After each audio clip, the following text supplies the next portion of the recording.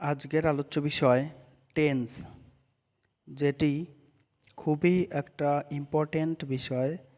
যে টেন্স জানলে বাংলা থেকে ইংরাজি করতে অনেকটাই সহজ হয়ে যাবে।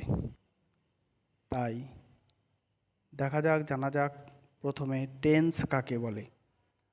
টেন্স মানে ক্রিয়ার কাল বা সময়, অর্থাৎ কোনো সেন্টেন্স বা বাক্যে কাজটি কখন ঘটেছে সেই সময়ের ইঙ্গিত যার মাধ্যমে আমরা বুঝতে পারি তাকে টেন্স বা ক্রিয়ার কাল বলে। অর্থাৎ কোনো সেন্টেন্স বা বাক্যে যে কাজটি হয়েছে সেই কাজটি কখন হয়েছে সেই সম্পর্কে যে ইঙ্গিতটি বোঝা যায় সেটিই হলো টেন্স বা ক্রিয়ার কাল। টেন্স তিন ধরনের হয়, যেমন পাস্ট টেন্স বা অতীতকাল, প্রেজেন্ট টেন্স বা বর্তমানকাল ও ফিউচার টেন্স বা ভবিষ্যৎকাল।